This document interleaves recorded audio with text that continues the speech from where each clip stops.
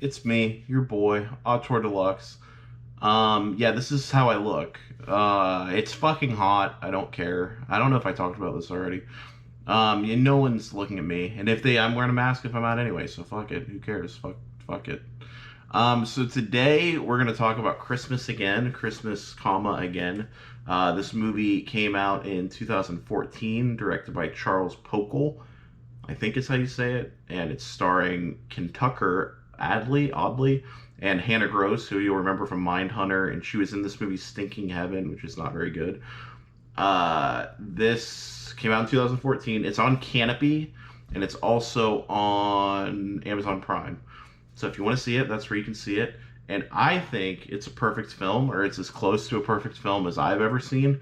And you're saying to yourself, how can he say this? It's a Christmas movie. It's a fucking Christmas movie. It's July. Why is he even talking about this? Christmas movies are terrible. I've never even heard of it. What the fuck is it? Fuck you. That's what you're thinking right now. You're thinking Brazil's a perfect movie. Like, fuck Brazil. It's fucking dumb. Surreal. I don't like surreal shit. It's boring. But you're probably thinking whatever you think is a perfect movie in your head, and you're disagreeing with me. Well, don't worry. That's why I'm here, is to tell you and try to sell you on it why I think Christmas Again is a perfect movie.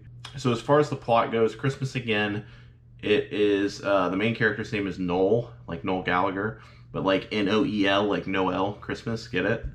And he is like a traveling Christmas tree salesman, and he lives on the lot in a trailer with the trees. It's just him, and then he's got his employees, and it's kind of slice of life of him and like going through interactions with the customers. Plot wise, there's not a whole lot going on in this movie, but the plot isn't what makes it great. But yeah, it's kind of slice of life movie, very very straightforward, of just him in the Christmas season as a Christmas tree salesman. And again, this isn't like a lifetime Christmas movie. It's just happens to take place and be a Christmas thing. As far as how this movie's shot, you're gonna notice immediately a lot of handheld and a lot of like zoomed in, not like close up, but like tight on the actors' faces.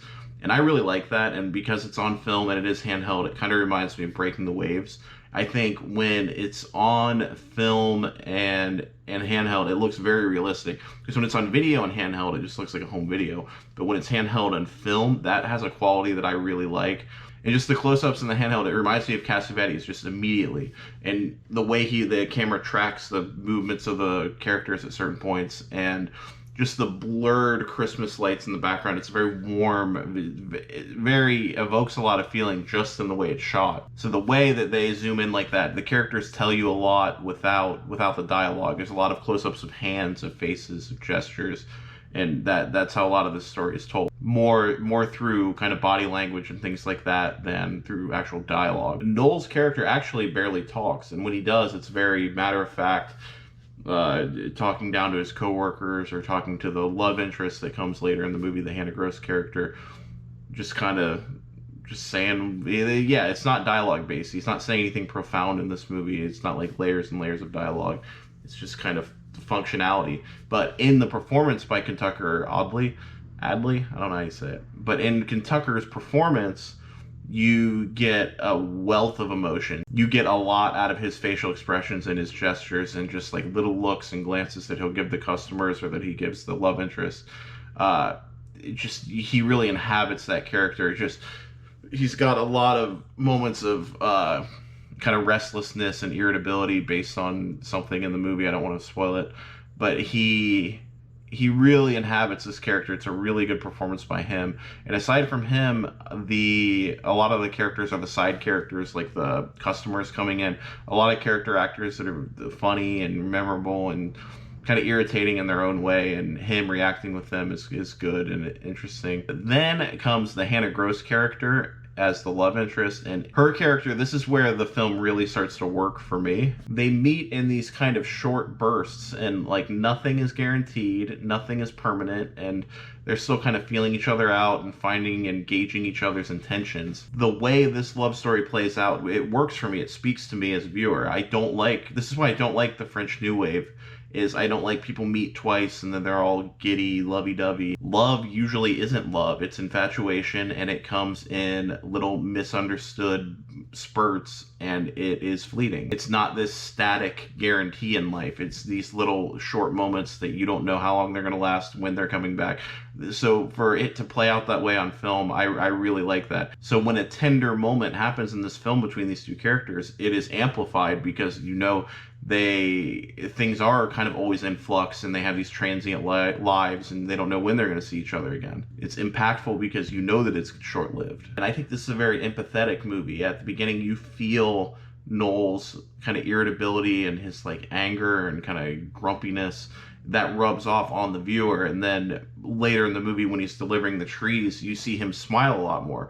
You see him giving the people happiness, giving the trees, and then they're happy, and then it makes him happy. It's a very empathetic movie. This is a very emotional and empathetic movie. So for whatever reason, this movie is just very effective on me, and I always love movies like this that make me feel goddamn everything, because there's so many movies that don't. There's so many movies that just...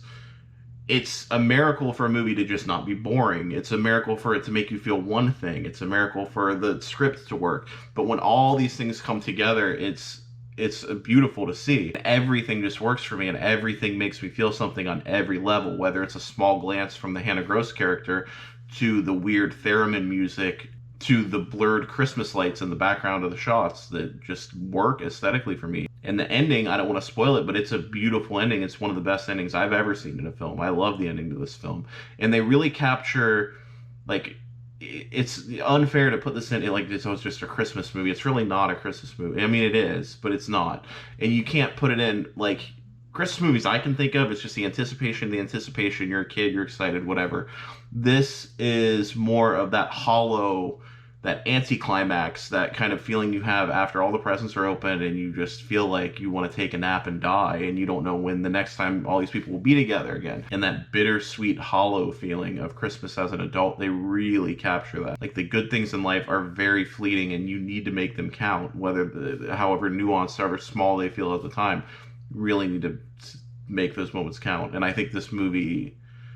I don't know if that's what they're trying to say, but that's what I get out of it. And this movie hits me like a fucking truck. This movie, it's a very emotional movie. This and Waves just make, like I said, they make me feel fucking everything. And I'll take that, because 99% of the time I don't feel goddamn anything. So that's that for me. I saw it once and I gave it 4.5 stars. I fucking bumped it. This is 5 stars. This is very close to a perfect movie. This is an incredible movie. It's a miracle of a movie.